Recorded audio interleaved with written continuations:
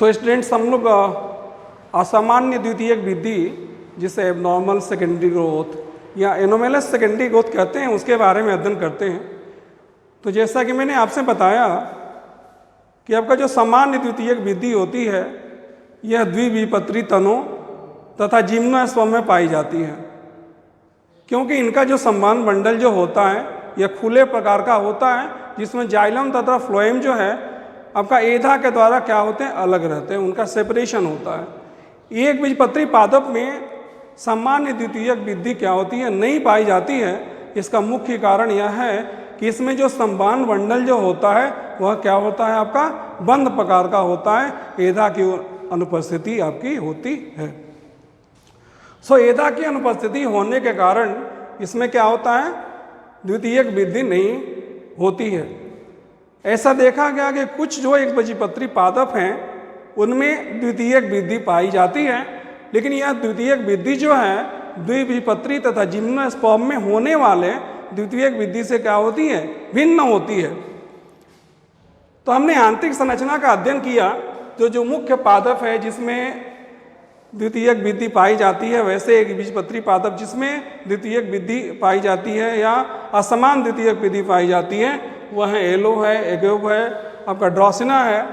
तो उसकी आंतरिक संरचना का अध्ययन करते हैं तो हम क्या देखते हैं कि सबसे ऊपरी जो सतह है वो क्या तो उपत्वचा है, उसके बाद बाह्य त्वचा, एक कोशिकाओं का स्तर है, उसके नीचे अधोत्वचा है, उसके नीचे का जो सतह है वो वल्कुट होता है, कॉर्टेक्स होता है, जिसकी कोशिकाएं क्या होती है, विभेदित नहीं होती हैं।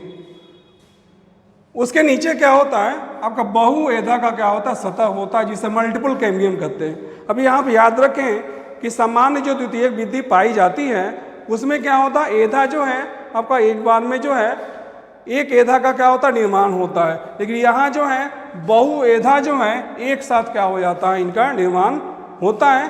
तो असामान्य द्वितीयक वृद्धि जो है इसका एक महत्वपूर्ण आपका बिंदु है बहुएधा पाया जाना, मल्टीपल कैम्बियम पाया जाना। और इस जो बहुएधा की क्रियाशीलता होती है उसके कारण जो है द्वितीयक संवहन मंडल सेकेंडरी वस्कुलर बंडल का निर्माण होता है। और यह सेकेंडरी वस्कुलर बंडल जो होगा, द्वितीयक संवहन मंडल जो होता है यह क्या होता है, समकेंद्रिक होता है। तो जैसा कि द्विबीजपत्री पादपों में हमने देखा था कि वहाँ जाइलम फ्लोएम क्या होता है, अलग अलग क्या होता है, उपस्थित होते हैं। एक ही संवहन मंडल में जाइलम और फ्लोएम पाए जाते हैं। यहाँ जो है जाइलम और फ्लोएम क्या होता है, अलग अलग घेरे में पाए जाते हैं, और ऐसे संवहन बंडल को क्या कहा जाता है, समकेंद्रिक या कंसेंट्रिक वस्कुलर बंडल कहा जाता है, जहाँ जाइलम जो है फ्लोएम के द्वारा घिरा हुआ रहता है। तो यहाँ जो बहुएधा की क्रियाशीलता के कारण किसका निर्माण होगा, द्वितीयक संवहन बंडल का क्या होता है, निर्माण होता है। और इस प्रकार के द्वितीयक वृद्धि में क्या होता है, बहुएधा पाई जाती है। और बहुएधा जो है इसकी क्रियाशीलता के कारण क्या होता है, आपका जो है पेरेन्काइमेटस मृदुत्तक कोशिकाओं का क्या होता है, निर्माण होता है। सो बहुएधा के द्वारा क्या होता है, मृदुत्तक पेरेन्काइमेटस मृदुत्तक पेरेन्काइमेटस